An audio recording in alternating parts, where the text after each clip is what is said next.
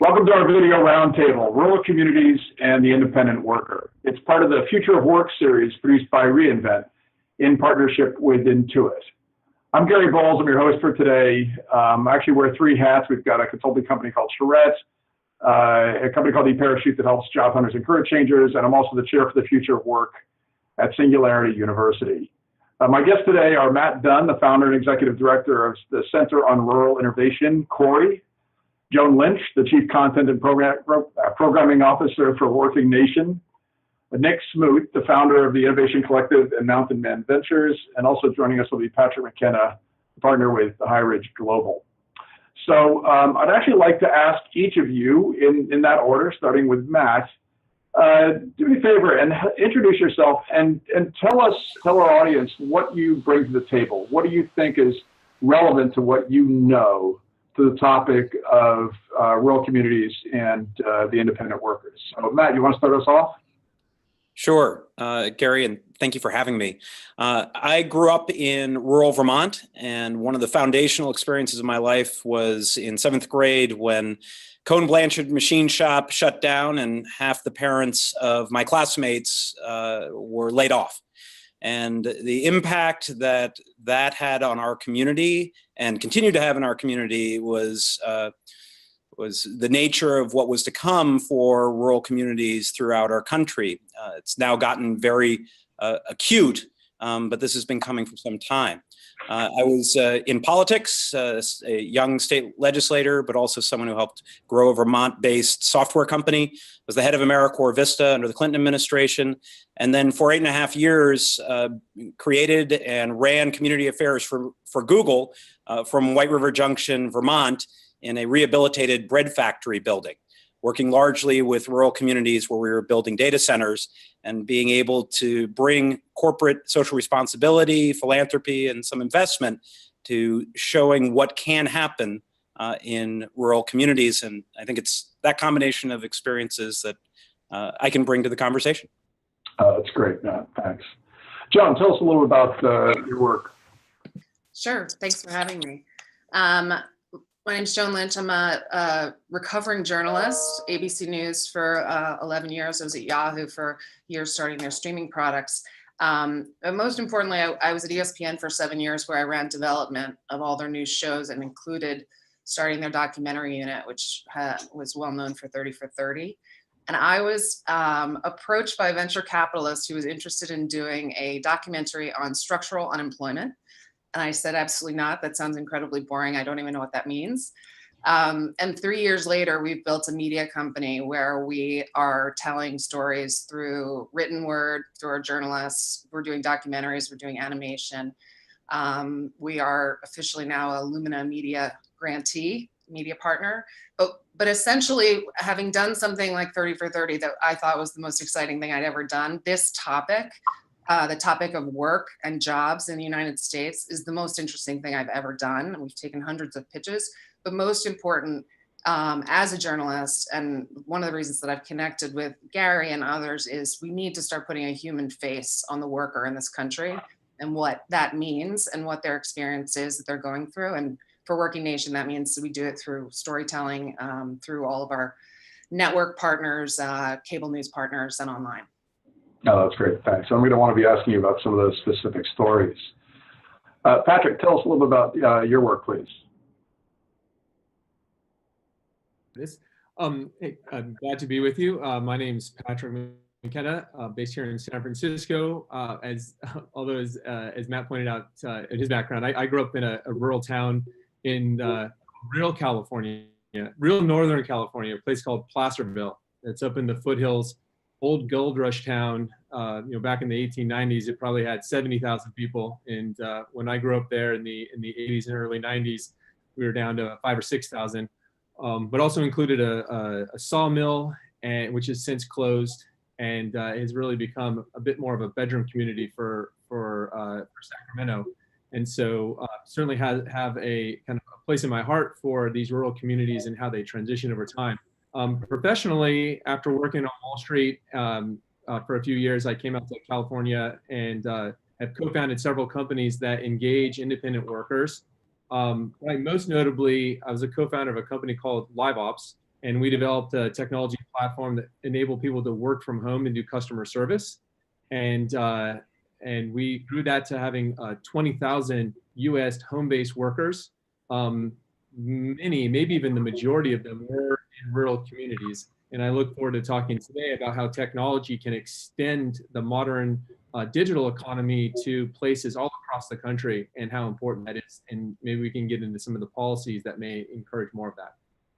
That's great. My wife actually grew up not too far from you in Westwood, California, which was a logging town. Went from 40,000 to 1,500 when she was there. So very similar kind of dynamic. So, and last but certainly not least, Nick, please give us some of your perspective. Hi.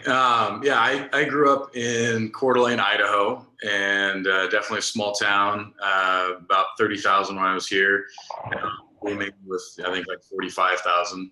But I left and I built 3 mobile tech companies, but never in a small city. I was out doing it in Seattle, Los Angeles, Philadelphia, and kind of around the US. And there was about a year, I was in 40 states within that year. After one of my companies was acquired, they sent me out doing business development and took over a division for them. And I kind of got a nice snapshot of the country. And, I finally have been pondering this idea of what does the future of these economies in small cities look like. And after I sold my last company, moved back to Coeur d'Alene to start Innovation Collective, which is this idea of kind of creating the democratized access to capital through rebuilding community first and giving the people hope in themselves in small markets. Because I believe there's plenty of money in small cities, in rural economies and around rural economies to build companies to a certain size. And then I launched our venture fund to kind of help lead that flow of capital. It's called Mountain Man Ventures. And now we're active in 5 cities.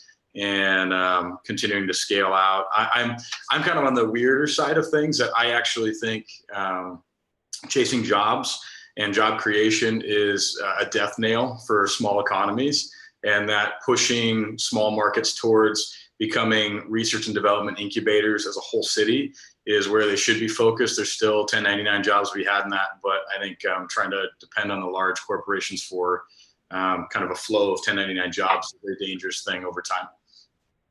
Okay, I definitely want to ask you more about that and about some of the dynamics of the ecosystems that you think need to be built. So for our viewers, let me just help with a little bit of the framing. So one of the reasons it's so important for us to focus on the independent worker is just the scale of people in the U.S. economy that classify themselves that way. Upwork and the Freelancers Union, Upwork is another work platform, just recently did a survey and found that 36% of the U.S. population, about 57 million people, classify themselves as independent workers at least, part of the time. And their estimate is that those workers contribute about $1.4 trillion to the U.S. economy. And also, just based on the trending, because Upwork and the Freelancers Union have been doing this survey for a couple of years, they predict that we're actually going to cross over the 50% mark in terms of people who self-identify as independent workers by 2027. So now those workers, that's not monolithic. It's everything from extremely highly compensated coders to people who are running errands on the TaskRabbit platform. But it's important for us to just understand how seismic a shift that is, and that more and more workers are classifying themselves as independent, and that increasingly they're saying that they're doing it because they want to. In the Upwork and Freelancer survey, 63% said it was by choice, which is about 10% more than last year. And then, so that's one of the things that helps from a definition standpoint. The other thing that helps from a definition standpoint is what's a rural area? We tend to talk about rural versus urban. Turns out that the U.S. Department of Labor is not that helpful, because it actually classifies in some cases urban areas as being towns with just a couple thousand people. So I think it's important for us to talk about just what the dynamics, how we think about what a rural area is, but we certainly know that depending upon how you classify it, at least 50% of all the workers in the United States are in a city, and that is projected by around 2030 to be closer to 70 to 80% if we don't change some of the dynamics of the economics that we're talking about. So maybe we're going to start off with you, Nick, because you talked about some of these economic issues. How do you think of the challenges that rural areas are experiencing? What are some of the barriers that they need to overcome to continue to be thriving economies? Yeah, I think one of the most often talked about ones is the brain drain, or the talent outflow that goes to large cities. And it's a hard one to stop, but unless there's the opportunity in the city for people to have what they feel upward mobility, or even a path that they believe that there's hope in that, then that's not going to stop. The other thing I found is we're working in, Butte, Montana, and Coeur d'Alene, Idaho, Sandpoint, Lethbridge, Canada, all these little cities. A lot of people complain that there's not access to capital, or there's not capital to grow companies. I just think capital is actually shy or has been burned because there hasn't been community to really help the companies grow to a certain point and scale up to a healthy spot. I could get into that in a little bit. I think trying to grow them too large is a fail methodology, again, in small markets. But two of the real things, it's the brain drain and then access to capital that everyone complains about. But I think both are solvable. That's good. I've heard about market rate capital, and I've heard about patient capital, but I've never heard about shy capital before. So I'd love to help a lot of investors to become a lot less shy, especially in rural areas. Anybody else, Patrick or Matt, thoughts about other barriers that you're seeing in rural areas? Well, I'm interested in this conversation with Nick about the access to capital because I have seen as an investor. So my firm HighRidge, we kind of focus 50% of our investments outside of Silicon Valley, not specifically to rural, but certainly from Portland, Maine to Baltimore to Atlanta, Miami, recently Youngstown, Ohio, Chicago. These are places where we have active investments and have recently been in Ann Arbor and Grand Rapids and all around. I was actually recently in Bend, which is close to your area up there, Nick. And one of the things I see very regularly is there's a lot of seed capital, so the early stage capital. But when you get to the growth capital, the sources have really fallen off. And I think the work that you're doing with Mountain Men and also with Seven Peaks and up in Bend, you're probably familiar with them, and I think Frontier up in Bozeman is developing a network of people who are on the ground who are more sophisticated to be able to identify teams and promising technologies, but then also convincing the Series A or institutional money that this is a place that can support a 500 or 1,000 or 2,000 person company, so we can leave the businesses locally. So maybe you can comment on that. Yeah, I have, two thoughts. One is, I think most often in small cities or kind of the rural economies that we should be focused more on, I've used this weird analogy of like making baby dragons or wolves, not unicorns. Because a lot of people think about trying to have this standard of success has to be this grand slam or like the 500 or that 1,000 person company. But really at the end of the day, those are nice. I think those should be outliers. And we should still build a community that can show, hey, we can support a $50 million, $100 million round potentially in these smaller markets. But we should continually train the community to think about these baby dragons or wolves, not unicorns, as the appropriate model. And the baby dragon version plays directly into the R&D concept that most large industries have an area they're looking into the future that they want to own and that they want to explore, but they're not really dumping a ton of capital into it or a ton of talent. And it's a space that a small market can really get heavy into looking at the future of an industry and start to hatch the baby dragons that have the orange stripes and the green dots. And this industry wants, orange striped green dot dragons. And you grow it to a certain spot where it hatches, it's eating a little bit of beef and blowing a little bit of smoke. And as it starts to scale, you can get enough capital to it and enough talent around it that eventually it's a really intentional joint venture or an early acquisition. And you start getting the cycle of getting the industry to view the rural economy as this place that has the dragon's nest somewhere.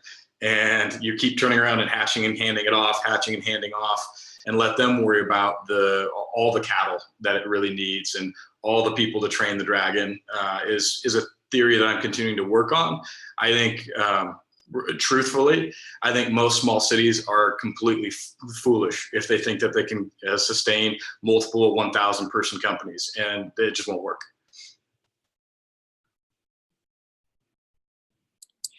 I would throw in there a couple of things that I think is worth having as some context.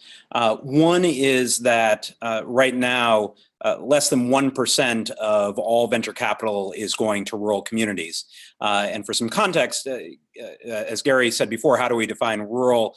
We're using the Medicaid, Medicare definition, which is a community of under 50,000 and with a population density of less than 500 people per square mile.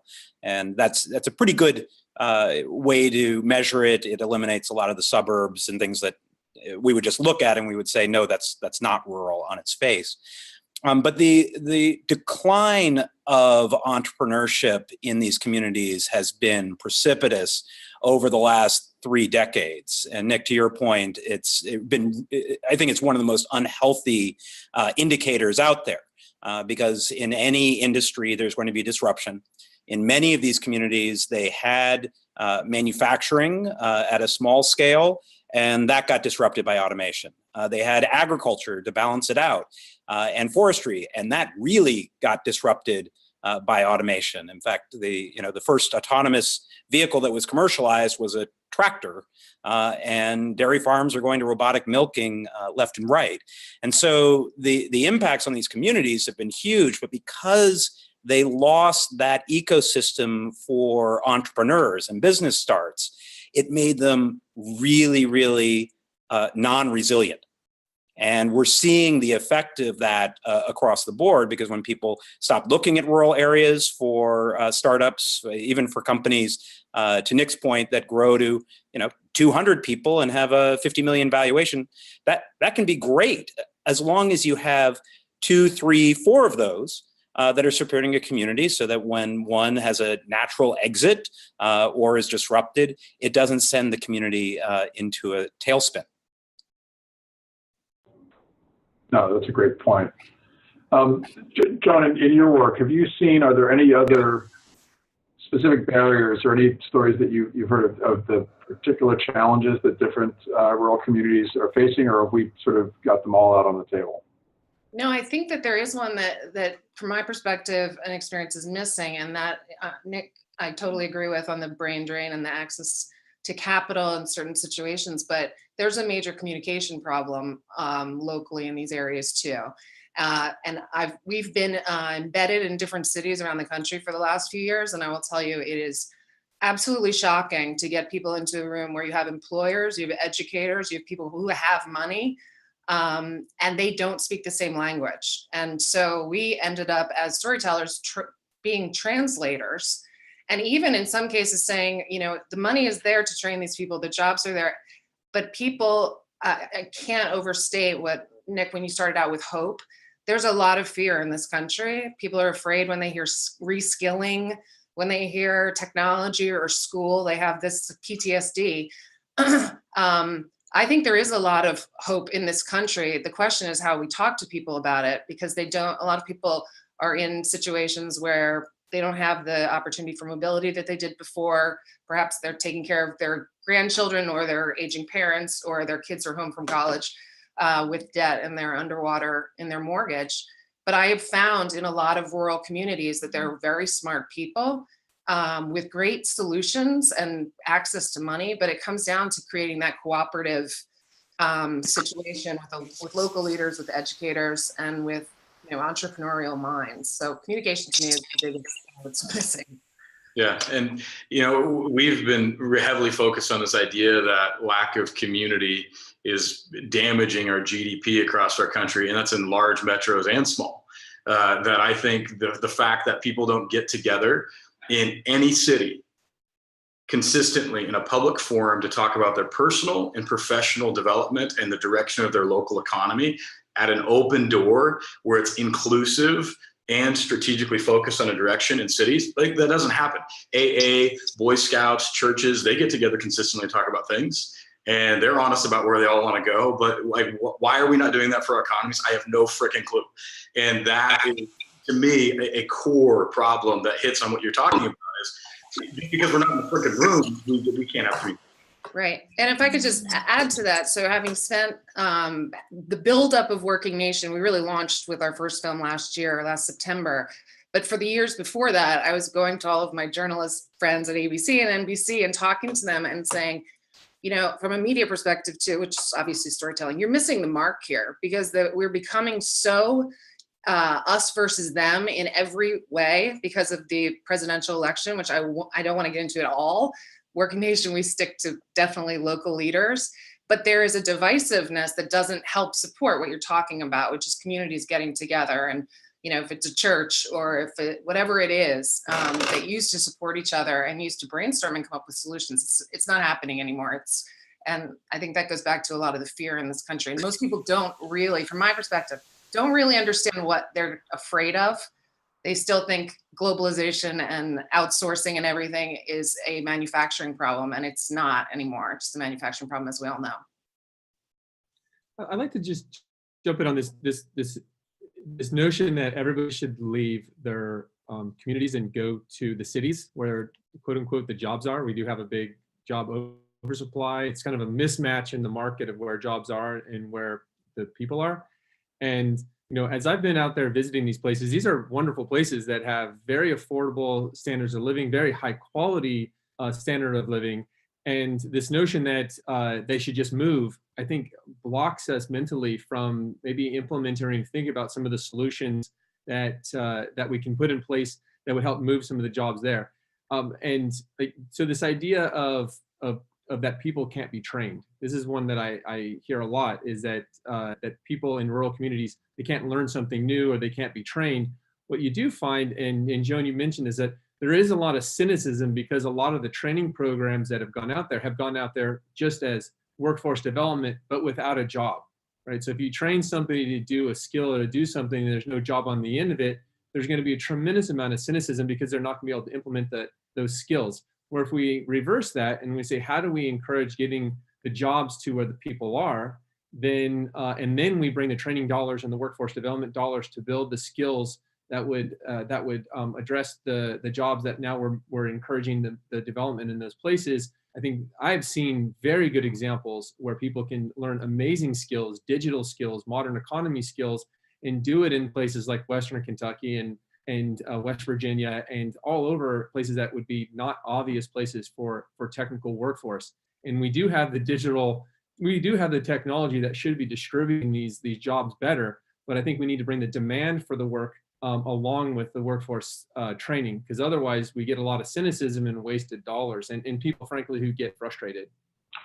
No, you brought up a good point, Patrick, because what ends up happening is, especially for older workers, people who learned a trade or attended school years before, they kind of felt like they already learned what they needed to learn. They did their work, and then suddenly that work's not available.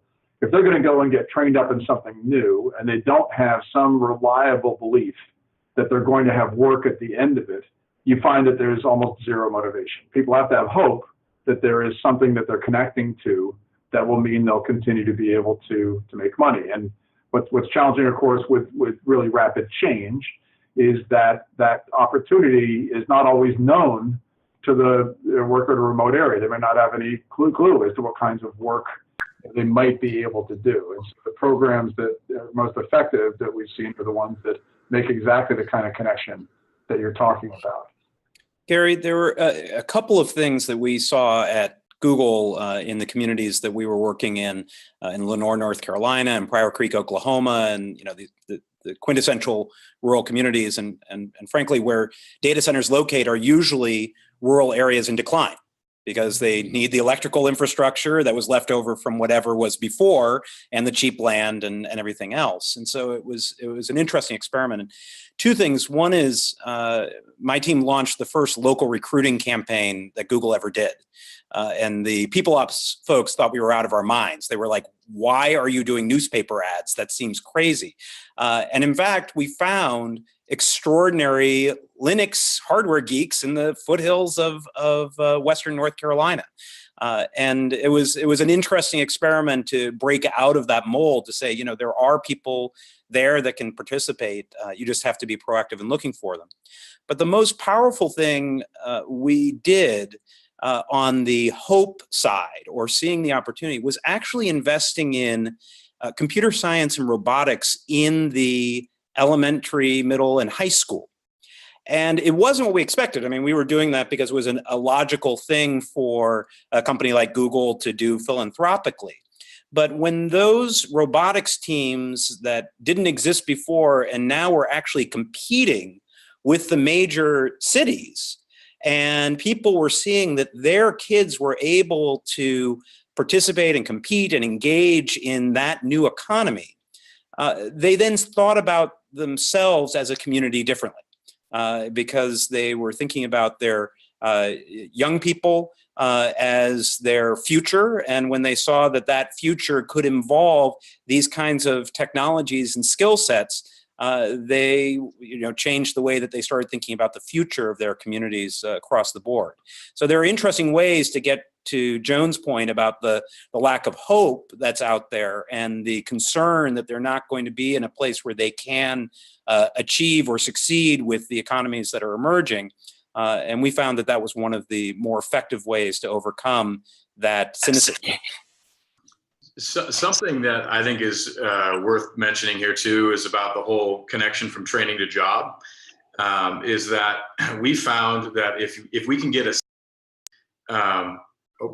if we can get a city to focus on a specific area of research and development or an exponential technology that is very inclusive of K through 12, where we start to get the science fairs involved, we start to get the colleges going after certain grants, the high schools, the nonprofits, we get the government to explore, silly ordinances that embrace it, and create this kind of communal, like, yes, we can, and then go after, we host our festivals, fly in experts. It changes their desire to learn and where they want to use it, because maybe in their state, they've got a 3% unemployment. So they've got a job they hate. Totally cool. And let's pretend 47% of jobs go away in the next 20 years, right? Oxford. And if that happens, awesome. And as that wave is coming to take away all their jobs that are menial, they've already been hobbyists exploring, like, what does research and development innovation look like with their neighbors or in their garages? And they're continuing to innovate as a town where it's not so much about the direct immediate job, but more about this long tail exploration and learning as a community to become a geographically confined incubator of innovation. I hate incubators and accelerators in small markets. It doesn't make sense. Get the whole town engaged. And then you have this excitement about, hey, we have hope that we can create together in the garage with my buddy, and maybe someone's not paying for it today, but just the sheer fact that I get to create and feel as though I'm a part of something makes us dangerous in the future.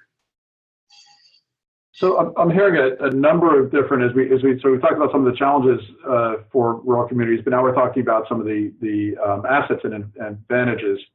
I'm hearing things like investing, obviously, in education, processes that involve the whole town. Joan, are there any other things you'd add? If we could wave our magic wands, what are some of the assets or capabilities that we would want more rural areas to have? We haven't talked much about infrastructure, for instance, Right. broadband networks and so on. Are there any other assets you think we should be focusing on? Yeah, I mean, infrastructure is certainly one that stands out to us. There's some really interesting things going on in Phoenix, and in terms of just entry and highways, and a lot of different work that's being done that's going to attract some businesses there. But I think in general, we have to also have the conversation about local education. I mean, we mentioned someone was just mentioning through K through 12 and getting some programs in there.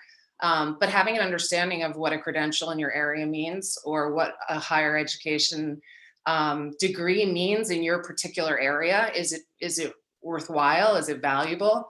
I think we need to start talking at that level as well. And I went to the Aspen Forum on higher education, which had a lot of the highest minds in higher education. And I recognized in 3 days that these are brilliant people, very little conversation about connecting education with job. In fact, when you hear people say something like the C word instead of saying cancer, I actually had someone down at Georgia Tech last week say, we're really hoping our students can get a JOB.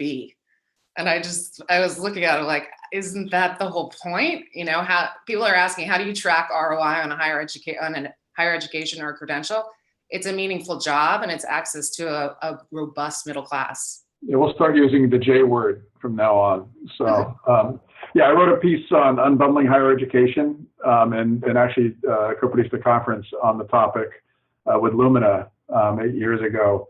And the challenge for educators is that they've got a system that actually, for quite some time, has been disconnected from the deliverable of linking up to the world of work. And that world is changing so rapidly, but higher education systems are not typically up to the task. What can be up to the task are actually local community colleges. So that's potentially one of the places, one of the assets that you'd want a rural community to have is to transition its community college from more generalized education to the teaching exactly the kinds of skills and capabilities that you believe are going to be needed, that community actually can leverage and have its a strength place to stand and make itself more attractive for making workers available for remote work. So I actually wanted to just to wrap up this part on the strategies and assets for the rural community, and now talk about some of the things that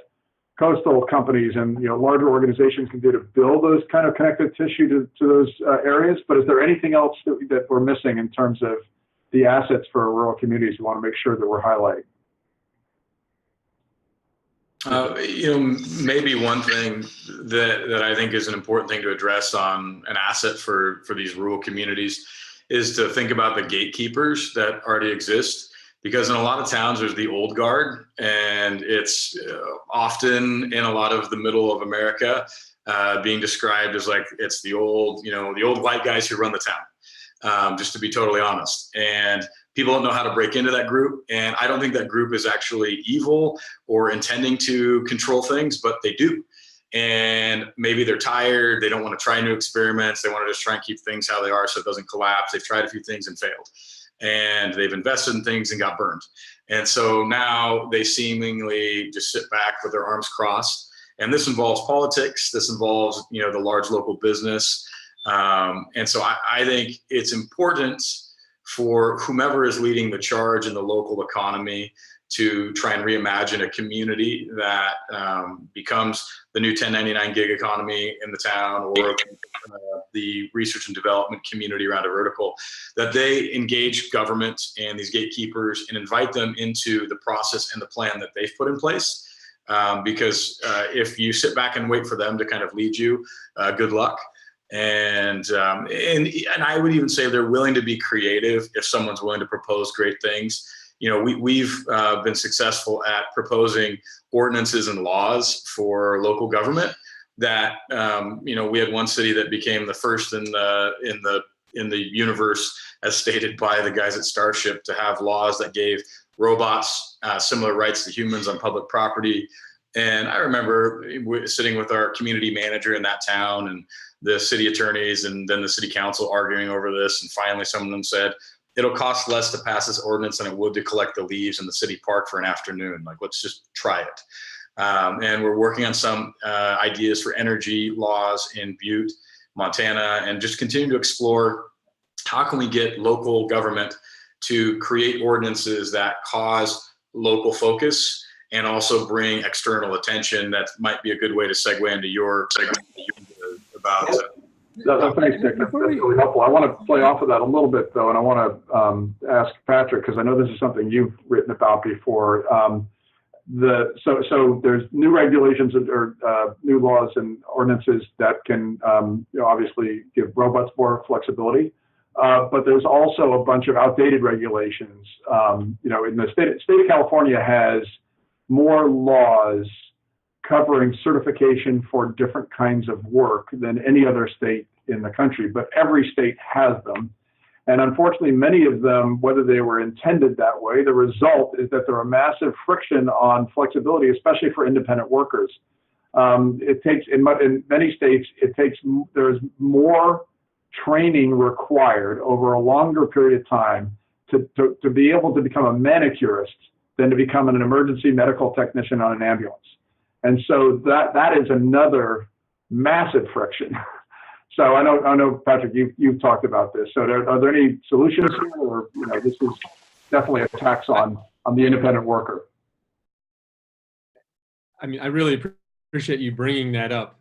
I think it's really one of the really important thing that's lost in this discussion is that we have a lot of outdated rules that govern the workforce. And they're really set up for an industrial model of manufacturing and making things. And for a time, the time that they were put in place, they certainly made sense, or they possibly made sense in that time. We need to kind of completely, start the table over again and look at the digital work and look at the opportunity for this remote work and look at the work types and not discount the protections and the benefits that we want to accrue to the workers, but also acknowledge that the way that the workers are going to access work, the way that the relationship they're going to have with their employers, all these things are completely different and changed. And so we need to start kind of fresh and completely different. A couple things that I'll point out is like the independent contractor rules themselves, right? That classify somebody as independent contractor. That's an important aspect of that stat you referred to, the 36% and the 57 million. They fall under the 1099 and the independent contractor regulations. Every company that's engaging those 57 million people are dealing with these rules. And those rules differ by state, right? There's a federal level, and then most of the states have their own rules. And then you're subjected to very different enforcement of these rules, whether it's in California, which is very restrictive. And frankly, any company that's doing digital work, they are likely not to be engaging people in California, or at least are really minimizing it. Versus if you're in Maine, or if you're in Montana, or you're in Georgia or something like that, there's different rules, and there's a lot of overhead to that. And so we do need to completely rethink it.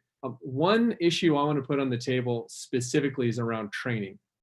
One of the big rules, it's such a pet peeve of mine, and for somebody to be categorized as independent contractor, is the employer cannot provide training. And that's one of the rules. And so so just think about that for a second. If you want to engage somebody as an independent contractor, you can't train them. In fact, that'll take them out of the contractor status, which then, even if you're an employer and you want to train somebody in some new skills, some new stuff, some things like that, then you would be putting your entire model at risk. It's just one small example of that overhead. And I was going to say, just the litigation at Live Ops, where we had agents in independent contractors in 33 states. We were regularly sued from the Department of Labor, from wherever. It was very, very regular. I mean, we didn't lose any of those lawsuits, but it was constantly a constant effort and it was very big expense. And so there's also an opportunity for states to think about their own local regulations as competitive advantages to attract this independent work. So those are two things I'll put on the table. So that's actually a great segue to talking about. So what I'm hearing is a bunch of the strategies that you folks are discussing are ways that rural communities can help their workers to basically become more attractive to employers, to be upskilled, to be much more agentful, and to basically be ready for the kinds of work that they could do. But there's this connective tissue process, and there's also a mentality among employers, especially larger employers on the coasts, that seems to have create a set of barriers that make it very, very challenging. So, Joan, or I don't know who wants to sort of lead off with this, but if we could wave our magic wand, what would we have employers do differently? What are the things that could encourage them, or what are the processes they should follow that would allow them to see these workers as a substantial opportunity in terms of their future workforce? Well, I mean, I can address a couple of general stories. We did a Barber Couple film that we released last year with Fortune about Toyota. And what was astonishing to us is that Toyota's going in Kentucky was going in and hiring students directly out of high school, as opposed to in the past, those jobs would have been taken by engineering graduates from the University of Kentucky. So these folks are going in, they're getting trained, they're getting just as much money. And so that's when I talk about cooperative, when an employer is saying, okay, I'm going to train my own workforce or, bring these folks in. Another one that I would say is in Ohio, we have dozens of these that we've done short films on, but places like south of Cleveland, where Key Bank had some folks approach them saying, all of our first responders are going to be retiring in the next 10 years, and we can't attract big business to this region if we have a limited first responder, as in firemen and EMTs and police officers. And so Key Bank got the community college there, Tri-C, together with the educators, with the local police departments, local leaders, and funded this program that now creates their own workforce. That one in particular is focused on minorities. But there's these programs all around the country where people, when you say, what can companies do? They can start to ask the question, what is it that I need? When I talk to a bunch of HR people, I'm sure you've all had this experience, and I say, I know you have open jobs, what do you need? And everyone says a 4-year degree.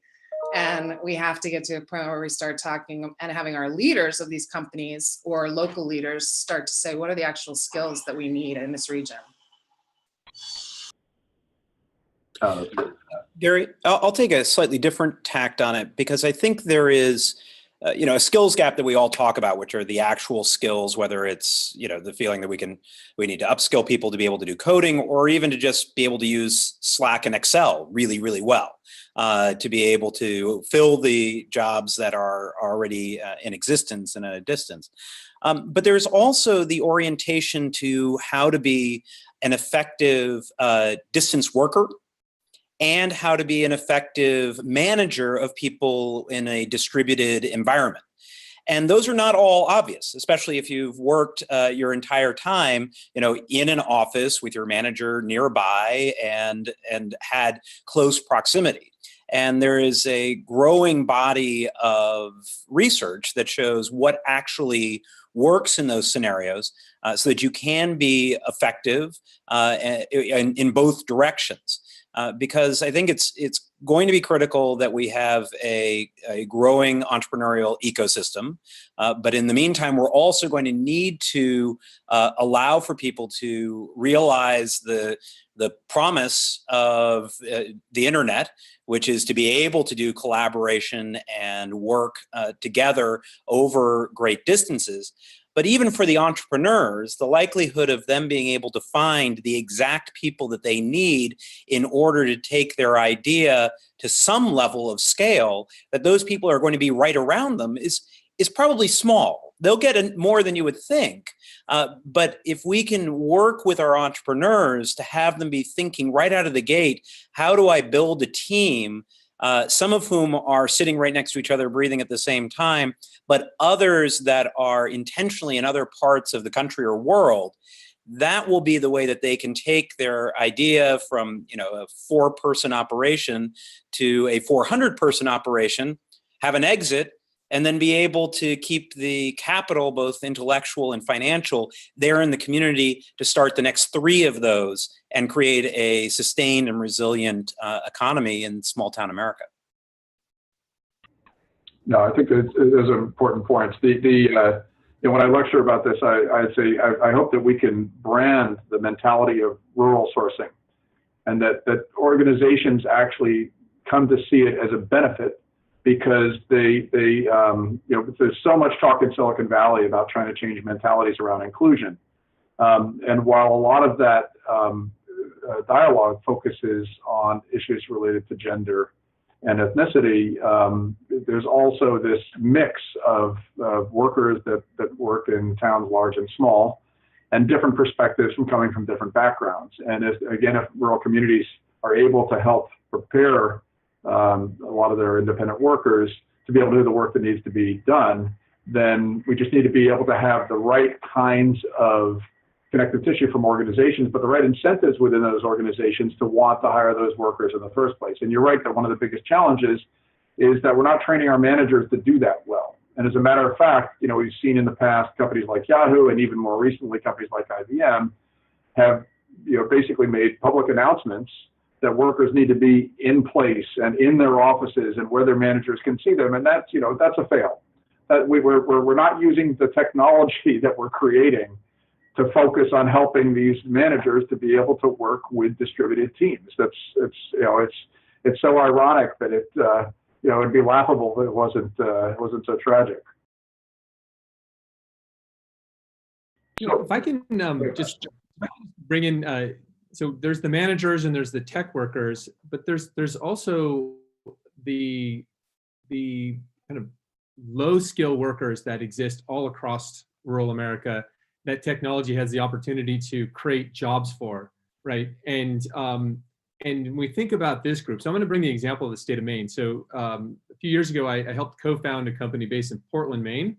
And this company is called NextRep, and it is focused again on using technology to enable people to work from home and do different operations, not necessarily customer service, but different BPO operations, different from live ops. And is based in Portland, Maine. And people say that's kind of weird, but actually Maine has a lot of vertical skills that are old call centers from the catalog companies. So there actually was a bunch of management there that we took advantage of. We brought capital and some technology, and we were able to find some skilled workers, managers who were making $80,000, $90,000 a year living in Portland, Maine. That was like the equivalent of making $220,000 living in San Francisco, to be honest, right? There is this lifestyle arbitrage that we move people from places like Portland, Maine, or Madison, Wisconsin. We move them to San Francisco, pay them 40% more so they can have 2 roommates in a 3-bedroom house in the Mission, right? So there's a quality of life thing. The thing I really wanted to point out though is that that this company, we leveraged work from home people and rural people all across the state of Maine. And the state of Maine, the average wage is $10.88 an hour, right? So that's the average wage. And one of the problems in rural places, and I'll use Maine because I know it very well, is access to work, period, right? So people who live in these rural communities, there are just no jobs. And if you want a job, you have to drive an hour, maybe an hour and a half, to then get a job that pays $10.88 an hour, right? So there's this is a bigger problem and also big challenge and opportunity for us. How do we get the work to those people who are in the upstate Maines of our country? And there's a mutual benefit because take the example of NextRep. Our average pay to the line worker was $13 an hour. A lot of people on this audience might think that's bad. Frankly, that is an enormous shot of economic juice into the communities across a place like the state of Maine. And when we were growing our business there, we had, and I'm going to tie this back to regulation, is that we were nervous about, not nervous, we were always concerned that our independent contractor model would be challenged and then we'd have to make changes or something like that. And so we had 230 people working in rural Maine at $13 an hour on average. Some people made more, some people made less. And we went and we talked to the governor and we talked to his people and we said, hey, we want to grow our business in Maine. We're in Portland, Maine, but we would like you to come and audit us and our independent contractor model and confirm with us that we're actually doing everything right by the laws in the state of Maine. And if you give us this clean bill of health or tell us what we need to do differently, we will grow the workforce in rural Maine. And we were like chagrined to say, oh, we're only paying $13 an hour. And we're thinking, oh, they're going to hammer us for like this. And the guy, the governor looks at us and says, $13 an hour in upstate Maine, holy crap, that's 30% higher than the person who they drove an hour to get. And I'm like, oh. And then I didn't even have to explain that, you don't get paid for that hour that you drive, right? So if that hour, so for an 8-hour shift, you take an hour on either side, that's lost productivity. You also didn't get paid for the gas, right? So say you're on a 30-mile commute, that's 60 miles, right? So that's probably at least 2, maybe 3 gallons of gas at $2.50 a gallon. That's $5 or $6 a day that you're putting in your tank. And then there's that flexibility of working when you work around your schedule and things like that. So that $13 an hour, that is more like $18 an hour, right? And then that's a job in a place that they actually don't have other opportunities. So I just kind of wanted to bring into the mix here that we as technology people, when we're thinking about how to access the rural community, these $13 and these $15 an hour jobs are they're probably more important than the $100,000 an hour job. No, I think that's a great point. The other part of it that I think you're talking about is that we tend to, especially in cities, we have this, sort of mythical view of what's going on in rural areas and the kinds of work that people have available to them. The most common thing we talk in Silicon Valley, and I do talks at Singularity University, is people worry about this massive wave of disruption that's going to affect truck drivers, for instance, with automated driving technology. Well, the truth is that's a really crappy job. There's 70% turnover. Those people are doing it in the United States. In the 1960s, the number one job in more states than any other was secretary. And today it's truck driver. As a matter of fact, in the state of California, there are more people driving trucks than any other single job. But you're often doing it, especially long haul, because it's the only thing that's available to you in your rural area, and you're away from your family, and you're driving long hours, and there's incredible regulations. I mean, things limit you the number of hours you can breathe.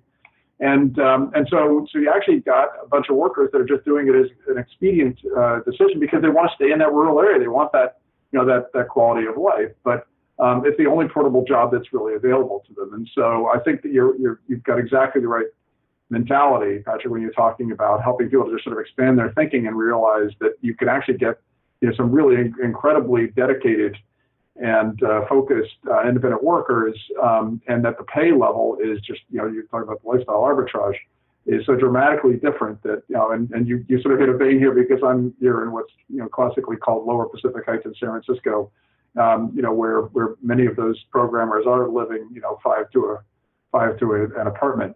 So, but part of this also is about the engaging with those companies and the process by which you sort of help them to build that connective tissue. So Nick, talk a little bit about what you've done in engaging companies like Apple and Boeing and Tesla. Yeah, from our side, one of the things that we found was it's really important first, and I think this goes into a larger long-term strategy, that the small market chooses how they want to engage the industry, as opposed to the converse, and hopefully can happen from that grassroots way if there's the right leadership, because then it's more authentic to the city and their historic past and maybe what talent and resource pools they already have.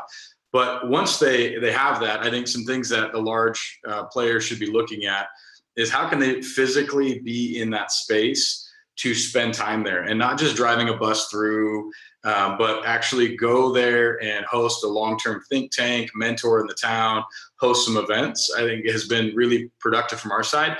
We were very fortunate.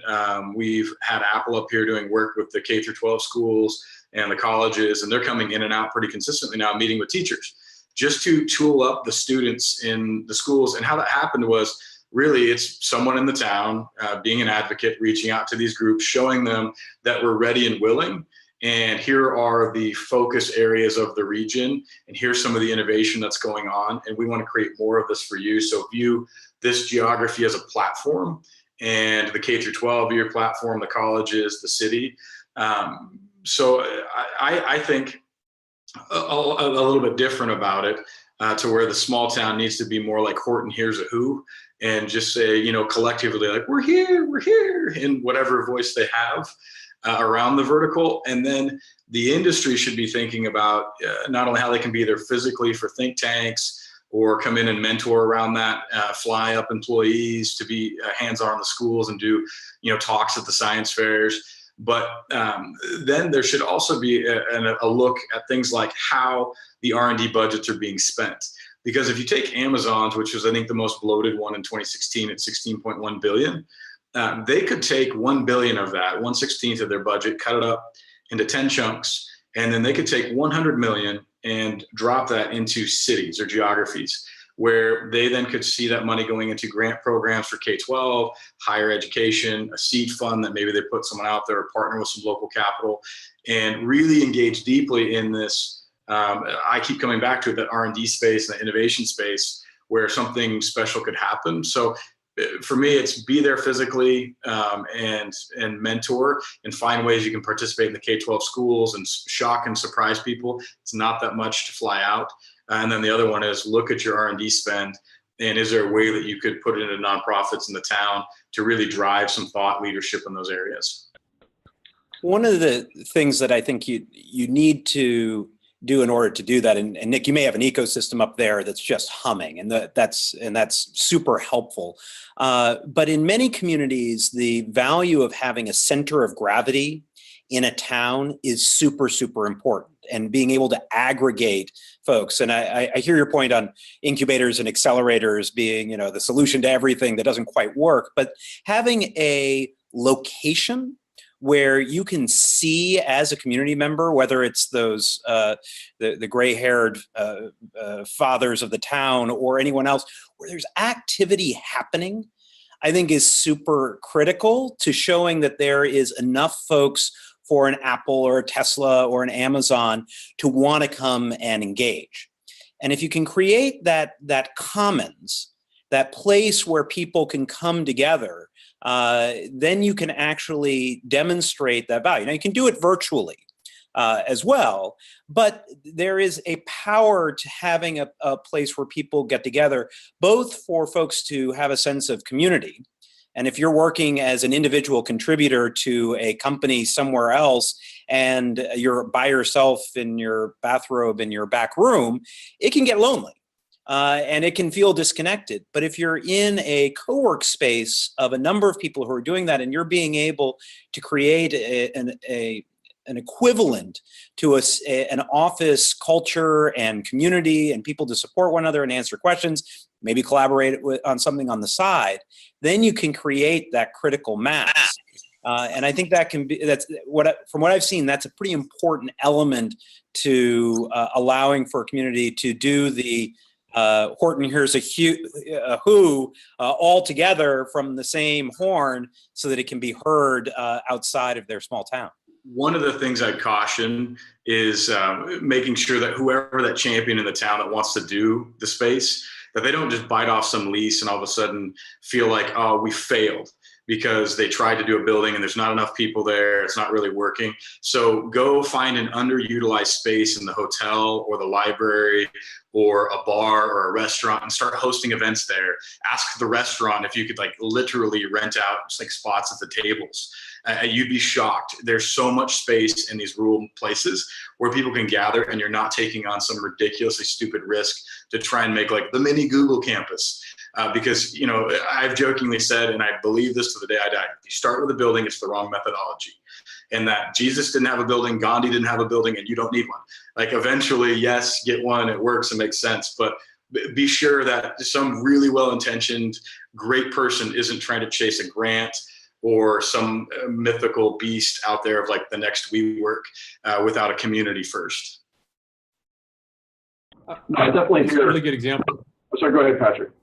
I just want to quickly put just on the table a good example of something that's worked well, and it's hard to disagree with either of the points that Nick and Matt are both making, because there's probably somewhere in between that's customized to an individual community that makes sense. If there's community already happening, and would you spend $20,000 a month on a 3-year lease? That probably doesn't make sense either.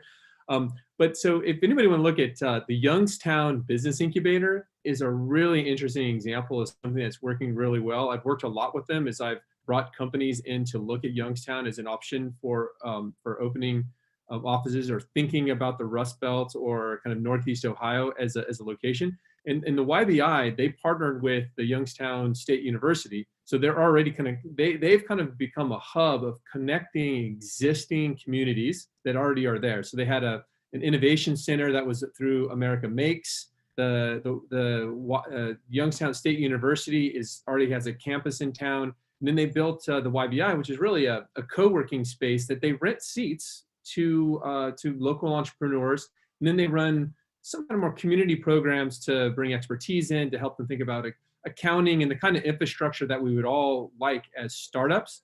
But they don't have a grand program that they're teaching you how to be an entrepreneur necessarily. And that infrastructure, so when I've shown up there with people who are looking to move offices this is now a gathering place where they can see what's possible in Youngstown and actually see the commitment of local leaders, the mayor, the president of the university. They kind of come together. And recently there's a company that's opening their first office there, and they're using the YBI as a training ground. So they've now leased out a little bit of space to train their first 15 workers to kind of get a feel. It's a real easy way to enter into the market. And by the way, in Youngstown, I think it's $6 a square foot on the market. They probably got it for $3 a square foot. So in a lot of these places, the financial commitment is a lot lower than we're used to south of market from where I'm sitting right now. So somewhere in between. Yeah. I've got a relative that's selling an apartment that it's probably going to be maxed out at $1,000 a square foot. So I'd say that's a significant amount of arbitrage there. So no, it sounds what I'm hearing is in violent agreement is that you need a combination of that the local community has the kind of knit together agreements and focus on the things that they know they want. It's not us just sort of parachuting in and saying, here's the thing, we're here to save you. But then there are a range of different strategies, some facilities-based, some not. But, we know, for instance, something as simple as a makerspace in a high school is a starting place for the kinds of, sparking entrepreneurial thinking that you guys are talking about.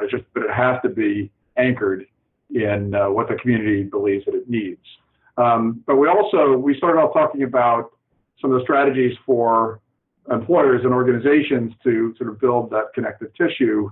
And some of it, I think, is about companies are increasingly realizing that they're worried about what they call the skills gap. They're worried about not having the kinds of workers that they need for tomorrow. There's a lot of talk in Silicon Valley about automating those jobs because they can't find the workers.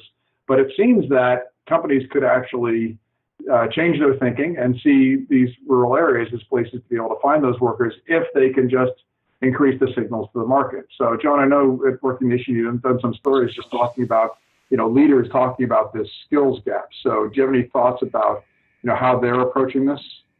Yeah, I mean, it's real. And if you look back at the Gallup study from, I think it was last year, and it's been overstated, but I'll state it again, because to me, it's still incredibly powerful that folks in education were saying over 90% of the students that were graduating had the skills for the job market of today. And about 11% of CEOs and hiring managers at corporate America were saying that the folks coming out of school had the skills that were necessary. That's a massive difference.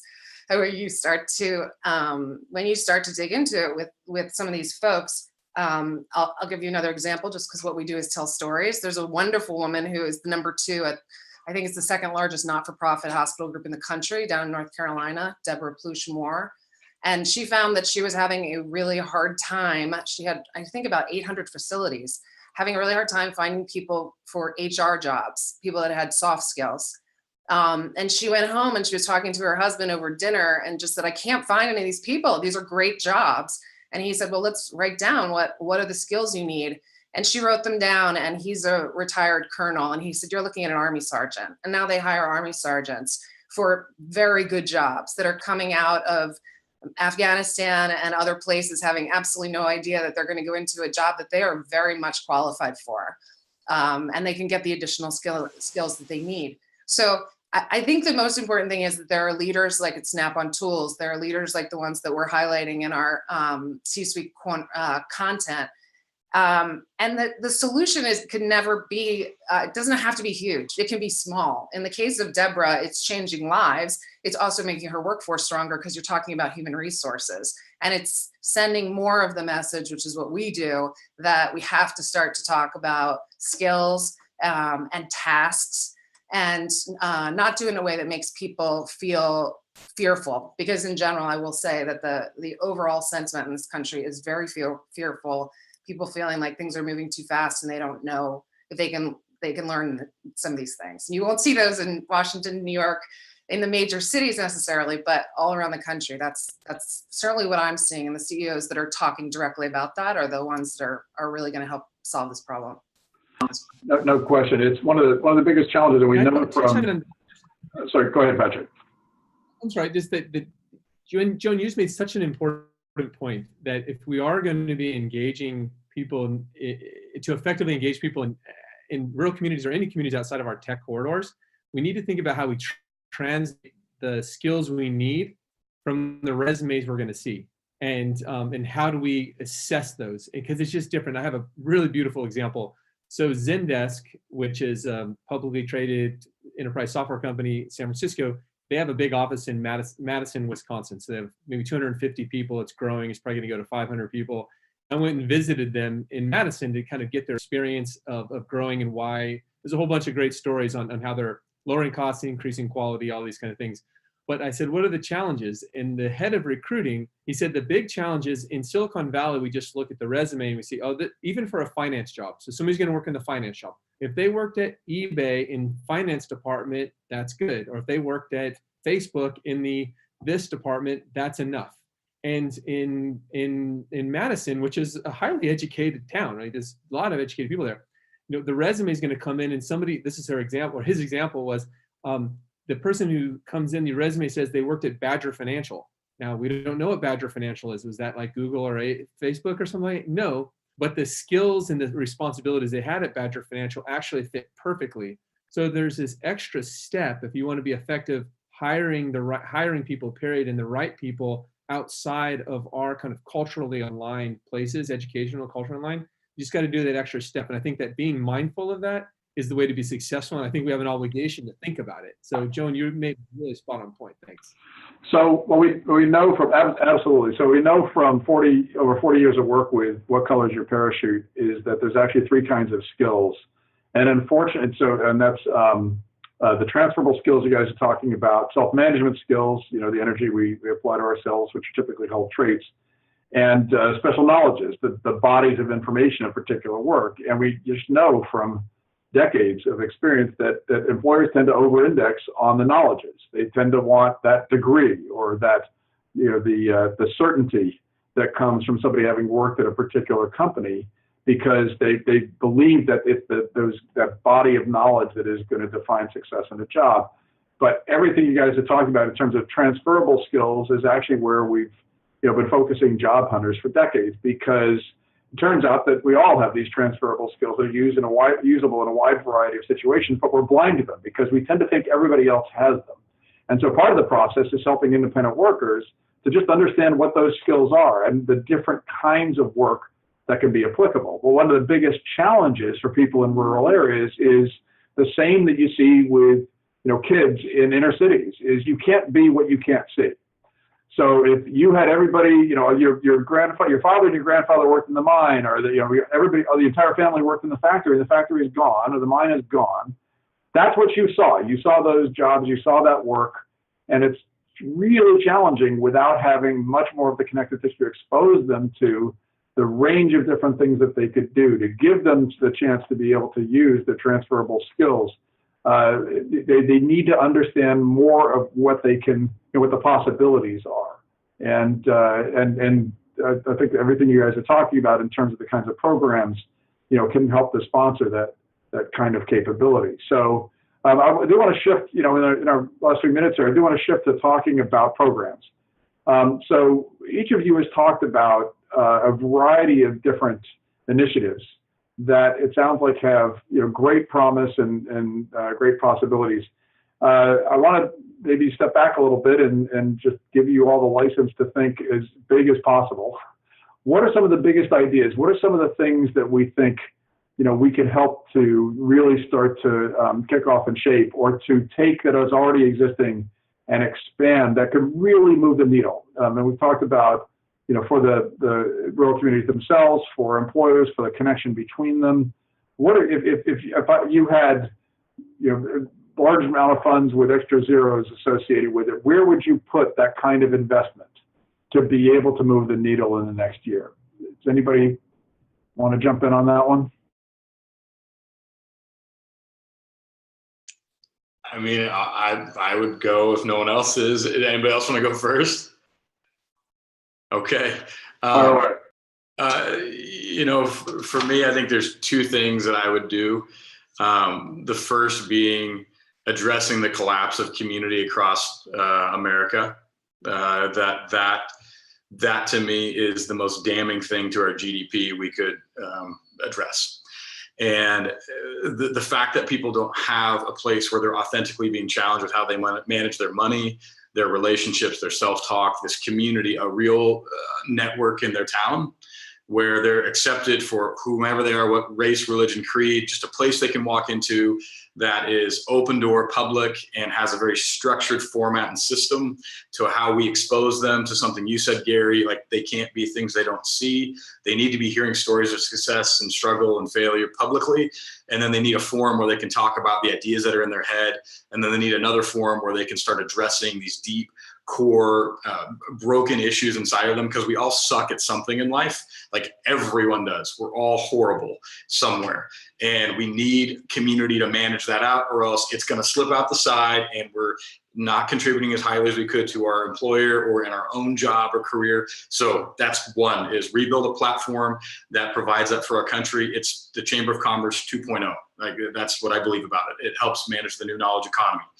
The second piece is, as that's being built and strategically pushed into zones of research and development, is that we get large corporations, instead of being forced to pay the UBI at some point, to understand that they take their R&D budget and do something with it to dump it into markets where these people are saying, look, we have communities, people, we want to learn skills and talents and address this area for you. Will you take some of your excess and strategically partner with us instead of putting it into your philanthropy engine that, you know, addresses certain areas? Take a more strategic approach about trying to have a return on your investment from getting young kids, K through 12s, everybody to serve a vertical for them. You don't own them, you don't own their innovations, but you're taking some of your capital and putting it into abundance into these towns where, if it's $5 million in a city of, 10,000 people, like, that is transformative money. And if it comes consistently out for the next, 10 years, that town, I guarantee you, will produce some intellectual property, some talent, and some breakthrough that will add a large amount of capital as it scales in the large corporation. So that's, if I had lots of money, that's what I would do. All right, I love that. So, you want to jump in? Oh, Matt. So Nick, I completely agree with you on the community side, because there's been a number of forces that have done real damage to particularly rural communities. Part of it has been the loss of local news in many cases, where the ability for a voice to come out, and Joan, I know you all are doing a lot of work, but it is a hard thing to overcome as you see these market forces doing that. And what I hear in rural communities is that they're not being heard. Whether or not that's actually true, their perception is that they are not being heard. And when you have that insecurity, it's a tough place to work from. But they've also lost a lot of that connection to each other, and the bowling alone stuff is real and in force in rural places. And social media has accelerated that to a certain extent, because you found your teeny tiny tribe in social media across areas where you're only talking to a group of people, but only virtually. And it's actually not expanding your horizon. Sometimes it's reinforcing negative energy and insecurity over a period of time. And this is why I think, Nick, completely to your point, that there is an obligation for that kind of reinvestment across the country to make sure that we have a geographically diversified portfolio for the United States. And if we're overly concentrated in one place, it is really unhealthy for the overall ecosystem. I do think it needs to be a place or an investment in a place for people to gather as humans, while they're then supporting each other to be able to go outside of that. A friend of mine said the key to rural economic development was the 3 Bs, which is broadband, blues, and beer. And I think that's probably true. And having a place where you can aggregate around that, or at least coffee in the morning, and a place where you can have that sense of community and social fabric, and then have that also be a place where you can work together.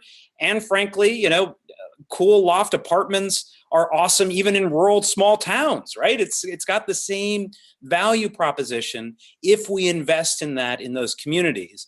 The thesis that we have at the Center on Rural Innovation is that the places where that will be successful more quickly are places that are within a reasonable driving distance of an institution of higher education. And if you look at a landscape of the country, the places that are doing well economically in rural America are almost always where there is a university campus or a well-endowed private college. And the hope that we see is the ability to extend that asset and then create a place where people can have a sense of community, where that asset can invest, bring in the resources of larger capital resources. And Nick, to your vision and point, I think you will see an amazing return on that investment as more and more ecosystems of entrepreneurs and creators can develop from the folks that are right there, or frankly, some that really want to come on home. Great perspective. Patrick. I think I have 4 things I'll put on the table. And just going to be a bit of a list here because we've got so many excellent ideas going around. So one is that this is really, I see this a ton. I've been to a lot of these land grant universities are kicking out tons of R&D and innovation and patents. I think if we figure out a way to incentivize the commercialization of that R&D locally, that would make a big impact rather than licensing the technology or doing a rip out and moving a small team to San Francisco so we can overpay and then, you know, completely destroy our own quality of life. I think we can write grants that say, does this innovation, can it create local commercialization?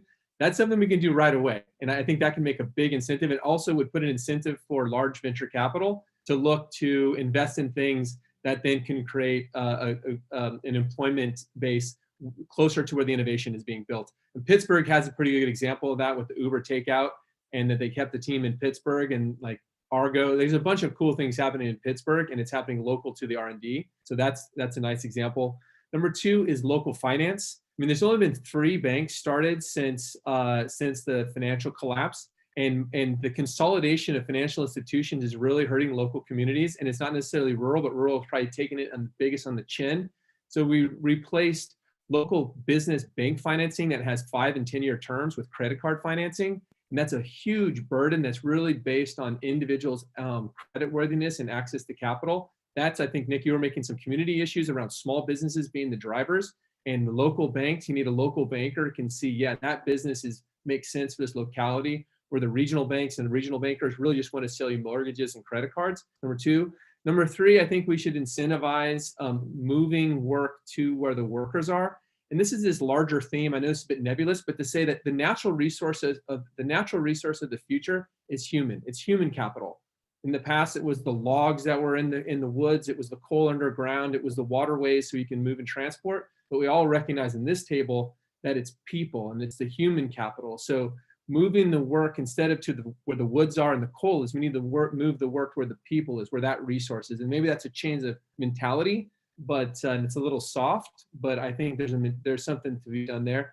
And the last one is, and this is maybe somewhat controversial, but I think we need to think about lowering the barriers to work, right? When you hire somebody today, so you hire somebody for $20 an hour, it doesn't cost $20 an hour, it costs $28 an hour.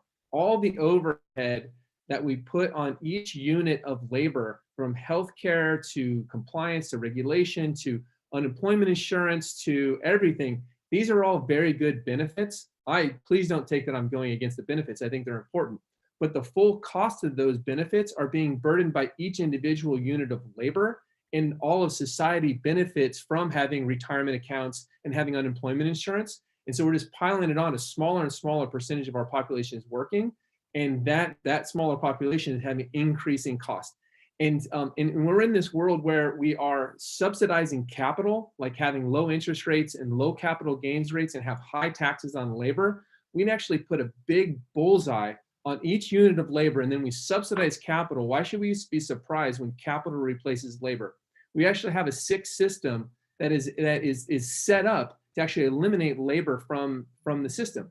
It's like, if you don't want people to smoke, you tax cigarettes and you get less smoking. And I really, truly believe right now we are overtaxing labor and we're getting less work. So if we believe in work in the future, we need to rebalance how we're distributing the cost of those benefits. And I think this is one of the biggest ideas that we could be working on. So Patrick, thanks for the laundry list. All of them are I've been in violent agreement with. For the last one you were talking about, I actually wrote a piece called "Unbundling the Middle Class" on Medium that talks about exactly the dynamic that you're talking about. It made a ton of sense to over-index on capital when we needed to build things like roads and factories in the transition from an agricultural to industrial society. And it makes zero sense now when the majority of the focus on capital is more on financialization than on building broadly accessible wealth. I'd love to, when you were talking about work where people are, I'd love to, if I could wave my magic wand, I'd love to brand the idea of rural sourcing in the next year, where organizations have strong incentives. And some of those incentives are going to be branding, some are going to be philanthropic, and some could be tax-based. But hopefully, eventually, that more and more companies will find that it's actually advantageous from a competitive standpoint. You hit a bunch of great points. But anything to add to this before we sort of do our wrap up here? Well, first of all, I really liked Matt's idea of broadband blues and beer. I think that one is the winner for today. But no, actually, I do want to say, I think that in terms of from our perspective and digging into this, we still have to push more collaboration on local levels, more collaboration when we all go to these events and convenings around the country. And generally you're going with people that are like-minded or in the same industry. And what was interesting to me a couple of years ago when I was talking to LinkedIn is they said that the content that is best for them is very deeply vulnerable content where someone is willing to say, I learned how to do this by making this mistake, or I got fired, or I didn't have this skill, and so I wasn't able to get this promotion. There's a lot of goodness that comes out of sharing where the challenges are. Like I said, we've been in one particular rural area for 2 years, and to touch on everything we've mentioned on this in the last hour, there's money to be spent on training. That money was spent to rent, and part of it to rent an office that is open Monday through Friday from 10 to 6 to service a manufacturing group that's 24 hours a day, 7 days a week, and it's not on site.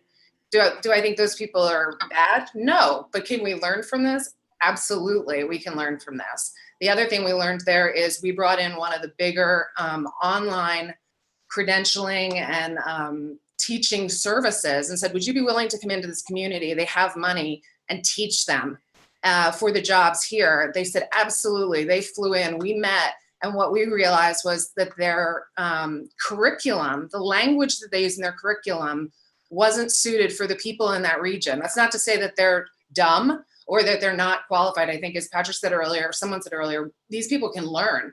But the language was actually so different. So this group went back and changed the curriculum. And by the time they brought it back, all of a sudden now you have a bunch of people in manufacturing signing up for these classes. So there's some simple issues outside of the business side of it that I think really comes down to communication. And I don't want to go off on a tangent, but I do think the other thing we really have to focus on in this country is the dignity of work and what it means to provide for a family and middle class. And with all due respect, Gary, we need truck drivers right now. There's 50,000 open jobs. They're not maybe the best, but maybe they provide some people with a really good middle class job. So I think, before you send your kid to a 4-year school for legal or go to law school, which is also being outsourced, why not talk about some vocational schools and why not talk about skills in a different way? No, absolutely. So no, I totally agree with you. Our mentality has to be that we've got a bunch of people that want to work. We've got a bunch of people that are in situations that make it more challenging for them to have access to work. When we talk about this transition, which we talk about the transition to a digital work economy, we ask people to sign up for one simple slogan: no human left behind. There's no reason that we shouldn't be able to design these systems so that people from all walks of life, from rural and urban areas, shouldn't have access to meaningful compensated work. We have the capability to do this. It may sound like rocket science, but the truth is if we took the same amount of innovation that we have applied to trying to automate workers out of the picture, to replace all this messy tasks that are costly that workers do, and apply that same innovation to upskilling workers and giving them access to meaningful compensated work, then we would actually have that result, no human left behind. I think that's an important thing for us all to sign up for. So we're at approaching the end of our time here. I'm going to ask you each to just talk about one of the big ideas, insights, or recommendations that you would leave our listeners with. I know, Joan, you voted initially for broadband blues and beer, but if there's, for any of you, what is the what is the sort of the number one takeaway? And maybe Patrick, I could ask you to lead us off. So I think the one big takeaway is that we need to think about our modern and future workforce different than our industrial past workforce. And all the rules and regulations that made sense in the past, we need to completely rethink them, from the benefits package to the rules around rules and compliance around what companies need to do to engage people in work. And you started the stat, the 36% going to 50%. This is already happening. So this is a catch-up game by our regulators and our politicians, not something they're going to lead on. So I would say that we need to put some air on the fire that's already happening and make sure that is directed in a positive direction. Excellent. Matt, what are your thoughts? Well, I would say, first of all, that it's inspiring to have this conversation because there's so much energy and excitement about what the future of work could mean for rural if we do it in an intentional way, if we actually get people to engage and make that investment across the board. And that's exciting. I will tell you, I've been having a strange set of conversations, though, with potential funders as we've been getting our organization rolling, where whether it's a foundation or a founder, they've said, you're right. It's really important. We used to have someone or a team that worked on rural, but we got rid of that 15 years ago because everyone was talking about the new urbanization, and we don't know how to get started on that again, but we really should. Maybe we need to talk to Brookings, right? So it's just a very interesting moment where I think there's recognition, probably prompted by the election, that we need to do something different. But a lot of the folks who are in control of capital to actually make that happen are still wrapping their heads around what does that mean, and struggling to actually get started with something that will be meaningful and impactful. Yeah. So now, of course, we'll point them to this video online as the beginning of their masterclass. So, Nick, final thought for the viewers. Yeah, I would encourage viewers to start today to build community in your town. And I'm not kidding when I say this. Like, just go out, get on Eventbrite, gather people, and start telling stories of success. Interview the local grocer, have them tell their story. I have 12 questions we've curated over the last 4 years as we've been experimenting in towns. I will give them for free away to people. But just get people together and start to talk about meaningful things and ask for help from each other, because we're on a path where the more isolated we get, the more privatized we get about our true issues in humanity, the more unusable we will become as employees and innovators and thinkers, because we've moved into the knowledge economy, and you could be incredibly, wickedly smart and brilliant at creating something. But if you have areas of your life that cause you to be damaged goods over and over and over again, you've got to address that. And there's people who want to help you in your town. They don't know how to find you, and you don't know how to find them. And so just gather, please. I beg of you. Okay. Thanks, Nick. And Joan, we've got 1 minute left. You want to back clean up? Yeah, I mean, I have a sign behind me that I've used in developing content for the last 20 years. And I tell everybody, try trying. And these communities that we're talking about, that Nick's been talking about, they need to be in communication with each other, because there's so much that one town can learn from another. And the only way that we can do that is if we talk about what has worked, what hasn't worked, and can we recreate those systems in certain areas. And you have a model in rural cities as well as a model in some of our more metropolitan areas. Oh, that's great. Thanks. Well, listen, this wraps up our session on rural communities and independent workers. I want to thank each of you for tremendous contributions. I've learned a tremendous amount. And I hope our viewers will see this as the beginning of a masterclass on the topic. Please be sure to check out the Reinvent site for other events and video roundtables in this series on the future of work, produced by Reinvent in partnership with Intuit. I'm Gary Bolles. Thanks for joining us.